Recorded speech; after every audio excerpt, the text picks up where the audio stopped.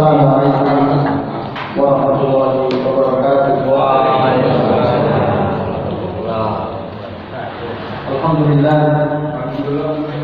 Alhamdulillah dari arsala rasulahu bil huda wa dinil haqqi yudhhiruhu 'ala dini kullihi wa kafa billahi shahida. Asyhadu an la ilaha illallah wahdahu la syarika lah wa asyhadu anna Muhammadan abduhu wa rasuluh. Allahumma shalli wa sallim wa barik ala Muhammad wa ala ali Muhammad kama shallaita wa barakta ala Ibrahim wa ala ali Ibrahim fil alamin innaka Hamidum Majid. Rabbi shrah li sadri wa yassir li amri wa hlul 'uqdatam min lisani yafqahu qawli. Amma ba'du. Bapak-bapak dan ibu-ibu serta jamaah sekalian rahimani wa rahimakumullah, semoga kita semua yang hadir di majelis ini senantiasa dirahmati Allah Subhanahu wa taala. Amin. Alhamdulillah pada malam ini kita masih bisa melanjutkan dari kitab Sahih Sunnah karya Syekh Abdul Malik Amali As-Salim. Untuk pembahasan kali ini Bapak Ibu, kita akan membahas tentang talaq bain kubro. Setelah kemarin kita selesai membahas talaq bain kubro, sekarang kita akan membahas talaq bain bainuna kubro. Apa itu talaq bain bainuna kubro itu? Talaq bain bainuna kubro itu, Syekh Abdul Malik Amali As-Salim beliau memberikan keterangan bahwa talaq bain kubra itu adalah alladzi la yamliku minhu az-zawju irja'u mutallaqatihi la fi iddatiha wa la ba'da intihaiha illa bi aqdin jadid wa mahrin jadid, yaitu suatu perceraian yang mana si suami tidak bisa rujuk dengan istri yang ditalaknya, baik masih dalam masa iddah maupun setelah selesai masa iddah, kecuali dengan akad yang baru, mahar baru, wa ba'da an takuna qad nakahat zawjan akhar wa dakhala bihi tsani, dan setelah dia menikah dengan suami yang lain dan telah berhubungan badan dengan suami yang kedua. Nah, ini talaq bain kubro. Jadi tidak bisa rujuk kecuali tadi, ya, setelah habis masa iddah dan setelah menikah dengan laki-laki lain dan itu sudah melakukan hubungan suami istri, nah boleh kembali tapi dengan akad baru dengan mahar yang baru. Kalau memang dengan suami yang kedua cerai karena suami kedua meninggal dunia atau memang dicerai oleh suami kedua sampai habis masa iddahnya. Nah, syarat untuk kembali setelah talaq bain bainuna kubro, misalnya si suami ingin kembali, ada dua syaratnya. Satu, an yakuna nikahan sahihan zahiran wa batinan. Pernikahan si wanita dengan suami kedua ini syarat kedua, ya. Kalau suami pertama ingin kembali berumah tangga dengan mantan istrinya yang sudah ditalak bain bainuna kubro itu, satu syaratnya si istri itu sudah nikah dengan pernikahan yang benar, baik secara zahir maupun secara batin. Yang benar secara zahir maksudnya seluruh syarat terpenuhi sehingga terjadi akad nikah, sah nikahnya. Kalau ada syarat yang tak terpenuhi,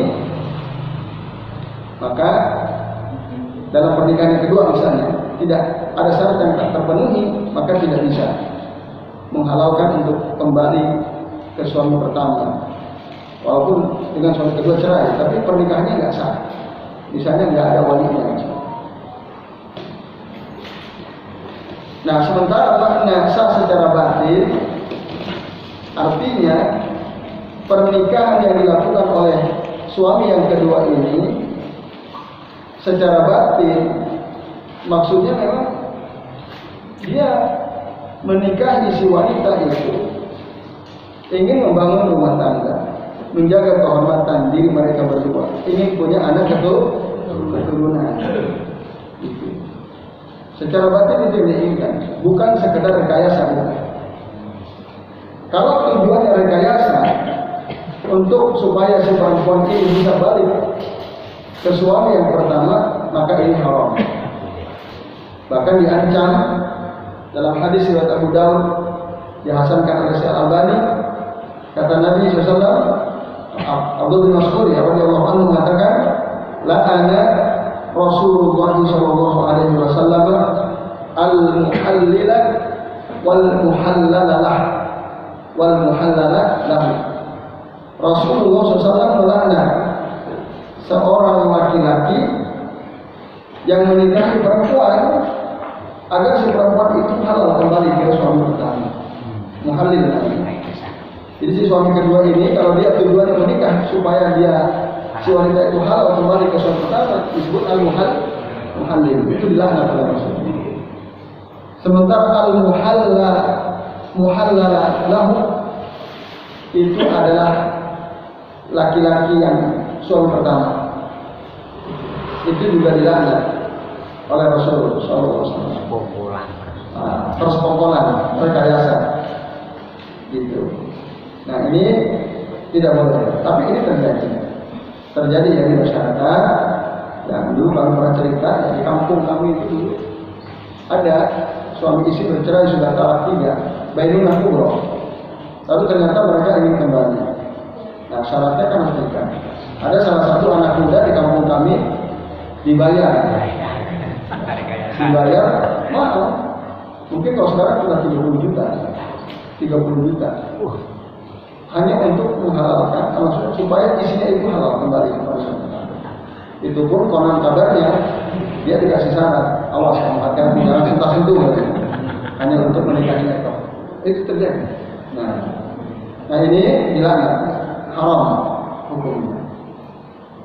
Lalu syarat yang kedua, an yujami'aha az-zawjus tsani, digauli oleh suami yang kedua.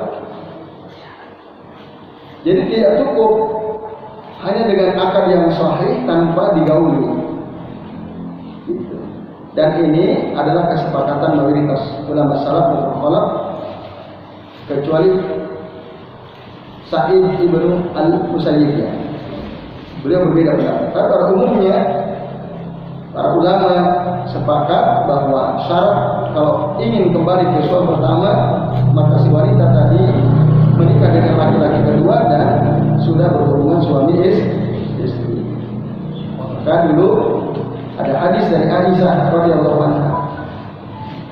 Beliau cerita bahwa ada seorang sahabat Nabi namanya Rifa'ah al-Qurazi, tazawwaja imra'atan tsumma talaqa. Rifa'ah al-Qurazi menikahi seorang wanita kemudian dicerai, talak 3. Fatazawwaja akhar. Lalu si wanita ini menikah dengan laki-laki lain. Fa'atat an-Nabi sallallahu alaihi wasallam fadzakara lahu annahu la yakfiha wa annahu laysa ma'ahu illa nisfu al-hubbat. Lalu dia cerita kepada Nabi bahwasanya suami dia yang kedua ini tidak pernah mendatanginya, maksudnya tidak pernah menggauli dirinya. Karena apa? Ya dia lagi sama aku illa mislu al-hubba. Karena dia si suami kedua ini ya kemaluannya seperti ujung kain, makanya tidak pernah menggauli dirinya. Maka tapi Nabi paham. Lalu Nabi berkata kepada si wanita ini, la'allaki turidina an tarji'i ila Rifa'ah. Kamu ingin balik ke Rifa'ah. Kata Nabi, enggak bisa. Hatta tazuki usailatan wa yazuqu usailataki. Sampai suamimu yang kedua ini, sampai kau wahai fulan merasakan manisnya suamimu yang kedua dan sampai dia juga merasakan manisnya dirimu. Nah, al-usailah menurut jumhur adalah halawatul jima, nikmatnya hubungan suami istri. Kalau belum merasakan itu maka tidak bisa kembali, tidak bisa rujuk. Nah, ini Bapak Ibu dan jamaah sekalian, syaratnya itu. Mayoritas ulama dari mazhab Al-Hanabilah mereka mensyaratkan jima yang dilakukan oleh suami yang kedua ini syaratnya harus dilakukan dalam keadaan halal. Kalau jima yang dilakukan oleh suami kedua tidak halal, maka berarti syaratnya belum terpenuhi. Apa jima yang tidak halal itu? Apakah ada suami menjima istrinya tidak halal? Ada enggak? Ada. Kapan? Ketika si istri sedang dalam masa haid, si istri sedang dalam masa nifas, atau si istri sedang ihram, ibadah ihram waktu umroh atau haji, lalu kemudian digauli, ini haram kita. Nah, itu Bapak Ibu. Maka kalau itu yang terjadi digaulinya saat keadaan yang dia tidak boleh digauli, tapi kalau digauli misalnya, ya katakanlah si wanitanya sudah tinggal sehari lagi haid, biasa 7 hari gitu. Kan hari ke-6 mungkin darahnya sudah tidak keluar. Tapi si suami tidak tahan, ingin melampiaskan hasratnya kepada istrinya, suami kedua ini. Akhirnya digaulilah di hari ke-6 padahal masih belum suci misalnya. Nah, ini haram. Menurut Imam Ahmad ini nggak bisa. Berarti syarat kedua belum terpenuhi. Karena belum terpenuhi, andai pun mereka cerai, belum bisa balik. Itu kata mayoritas ulama Al-Hanafi. Tetapi yang benar, kata saya Abu Malik Kamal bin As-Sa'id Salim, adalah pendapat yang dipilih oleh Ibnu Qudamah Al-Maqdisi rahimahullah, yaitu bahwa cukup ya, yang penting digauli, yang penting dijima, baik dalam keadaan tidak boleh tadi ya, seperti dalam keadaan haid, nifas atau sedang ihram, itu sudah cukup. Karena poin pentingnya adalah merasakan nikmatnya jima. Poinnya itu, baik dalam keadaan halal atau haram, itu sudah cukup. Berdasarkan keumuman ayat Al-Quran surah Al-Baqarah ayat 30. Allah Ta'ala mengatakan, hatta tankiha zawjan ghairahu, sampai si wanita ini menikahi, maksudnya berjima dengan suami yang lain. Nah, jadi menurut jumhur, menurut Ibnu Qudamah, meskipun suami yang kedua ini menggauli, menjima istrinya saat sedang haid, kan pernikahannya sah, dinikahi sahih, dan tentu harus di tempatnya, harus di tempatnya. Maksudnya paham ya? Harus di kemaluannya. Kalau tidak, ya nggak bisa dianggap, sehingga tidak bisa balik ke suami yang pertama jika terjadi perceraian dengan suami kedua. Nah, maka yang penting si suami kedua ini sudah merasakan nikmatnya berjima dengan si wanita ini, ya, yang dicerai oleh suami pertama, itu sudah halal kembali. Ini madhab Abu Hanifah dan Malik. Ini. Nah, lalu hukum dan konsekuensi dari talak bain kubra ini. Hukum dan konsekuensi dari adanya talak bain kubra ini sama, ada beberapa yang sama ya, seperti pada talak bain sugro. Misalnya tadi kalau mau kembali harus akan nikah baru dengan mahar yang baru. Yang kedua, di antara hukum dan konsekuensi talak bain bainul kubra itu adalah si suami tidak halal kembali kepada istri yang sudah diceraikan talak bain kubra kecuali idza tazawwajat ghayruhu, kecuali kalau dia sudah menikahi laki-laki lain dengan pernikahan yang benar seperti yang dijelaskan tadi. Kemudian bercerai, baik cerai hidup maupun cerai mati. Kalau cerai hidup sampai habis masa iddahnya.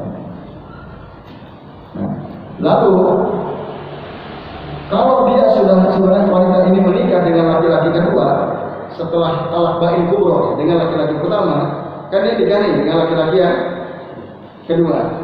Akhirnya terjadi perceraian. Sudah digauli, suami kedua mungkin meninggal dunia atau dicerai karena tidak cocok misalnya. Nah, maka konsekuensinya Bapak Ibu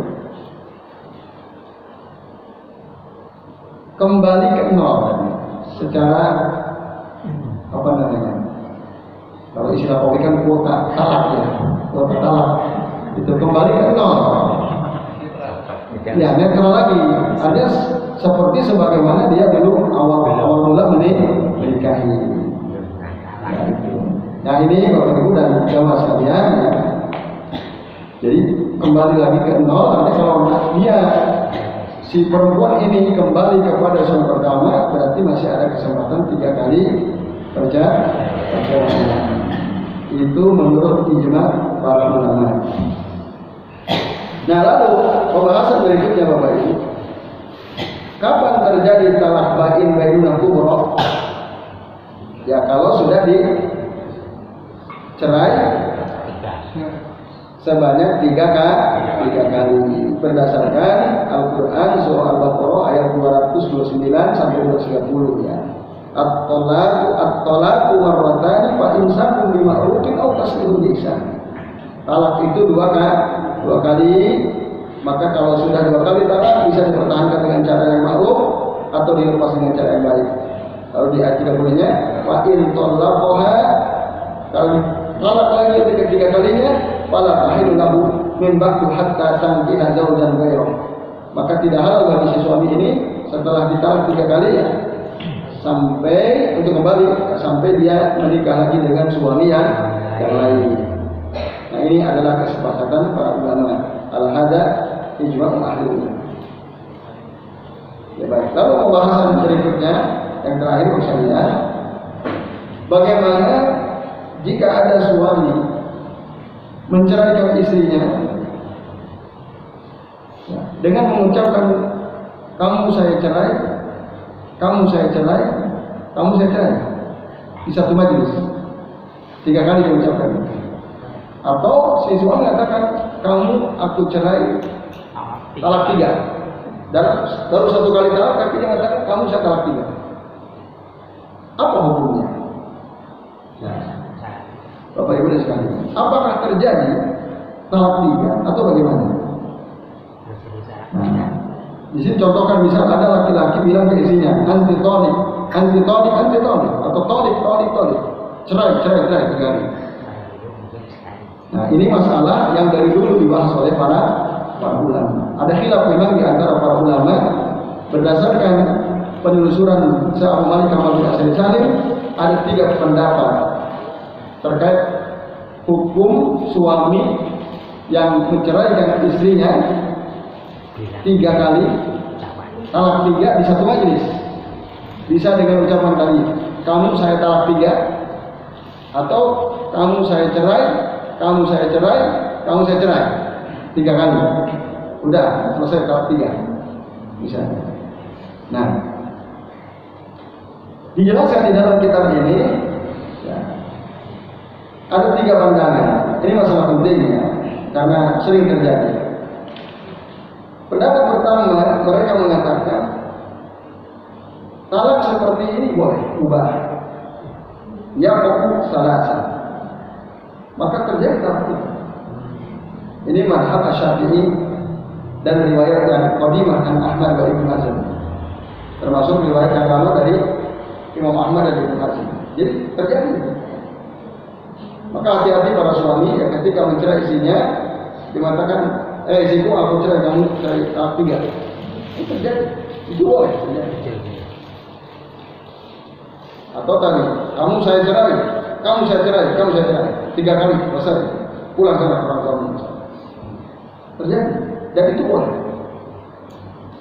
Menurut pendapat Al-Imam Asy-Syafi'i rahimahullah dan Imam Ahmad, pendapat yang lama, dan Ibnu Hazm. Ya. Ini bapak-bapak dan ibu-ibu serta jemaah sekalian rahimani wa rahimakumullah. Nah, pendapat yang kedua, mereka berkata bahwa anna hadzal talaq muharramun. Talak seperti ini haram, nggak boleh. Suami nggak boleh begitu, karena bertentangan dengan syariat. Dari at-talaqu marratan, kok langsung kamu saya cerai talak 3, itu nggak boleh. Tapi apabila itu diucapkan, terjadi, itu terjadi. Nggak boleh, tapi kalau itu diucapkan terjadi. Hati-hati. Ini adalah pendapat Abu Hanifah, Imam Malik, dan riwayat terakhir dari Imam Ahmad.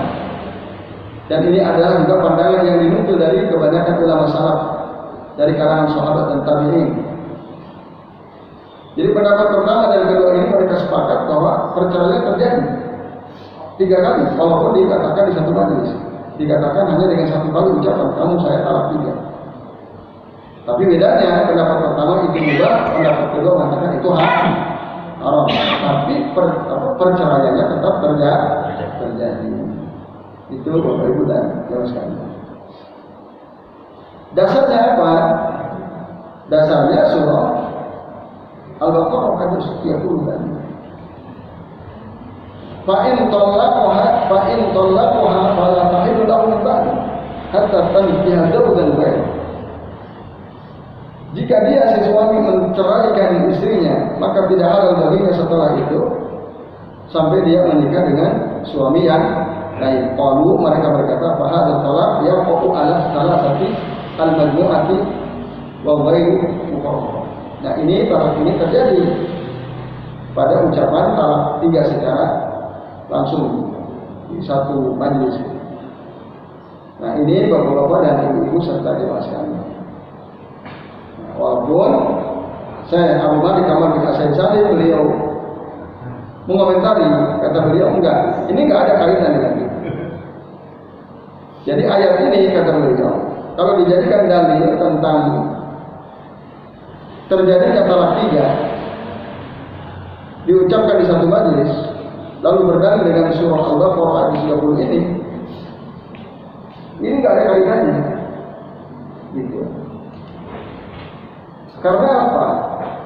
Karena poin yang ditunjukkan oleh ayat 230 surah Al-Baqarah itu adalah penjelasan tentang haramnya bagi seorang wanita yang ditalak talak 3 oleh suaminya untuk kembali ke suaminya sampai dia menikah dengan laki-laki yang lain. Poinnya di situ, bukan menjelaskan soal talak 3 kali disebutkan dalam satu majelis, bukan. Nah, ini kritik dari Syekh Abu Malik Kamal bin As-Salim terhadap pendapat yang mengatakan terjadi perceraian. Nah, beliau mengatakan kalau dalilnya itu nggak bisa. Terus ada lagi dalil yang kedua misalnya, at-talaqu marratani, talak itu 2 kali. Mereka berkata, para ulama mengatakan boleh terjadi. Fa'alimna anna ihdal marrataini jam'un fiha baina tatbiqataini. Kita tahu bahwa satu dari 2 itu, ya, ihda al-marratain berarti jam'un fiha baina tatbiqataini. Itu digabungkan antara 2 talak. Boleh talak 2 langsung, maka pun begitu kalau dia langsung 3 kali, ya, menggabung 3 kali, faya itu dia baina salas. Boleh dia gabungkan 3 kali. Nah, tapi saya Abu Malik Kamal bin As-Salim mengatakan bukan itu yang dimaksud ayat ini. Ayat 230 tadi, surah Al-Baqarah. Bukan itu.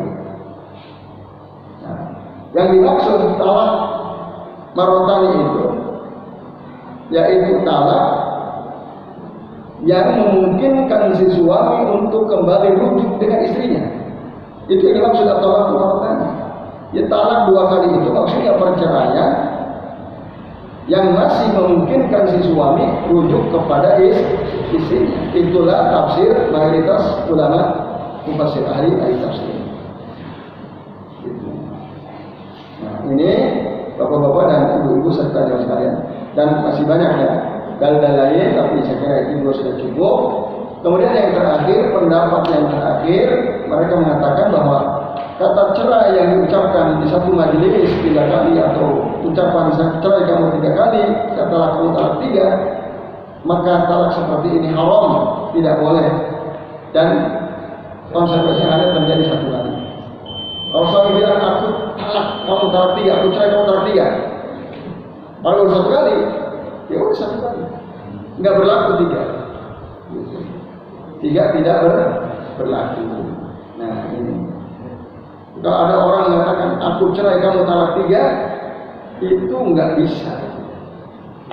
Karena apa? Disebutkan di dalam hadis Sahih riwayat Muslim dari Abu bin Abbas radhiyallahu anhu, kana at-talaqu ala ahdi Rasulillah sallallahu alaihi wasallam wa Abi Bakr wa sanataini fi khilafati Umar.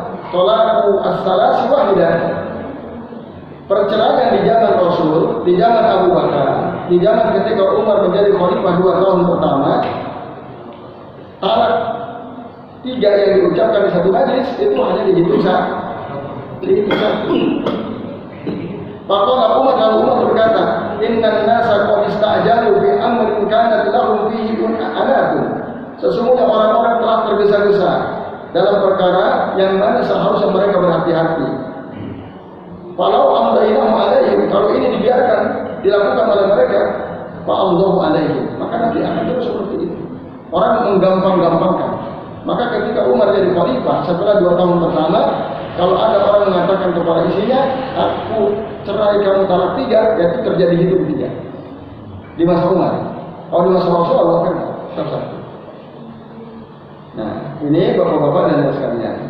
Sehingga para ulama mengatakan ini masalah ijtihadiyah. Ini masalah ijtihadiyah. Ada khilaf antara para ulama. Nah, maka untuk kehati-hatian, banyak para ulama berfatwa pada hari ini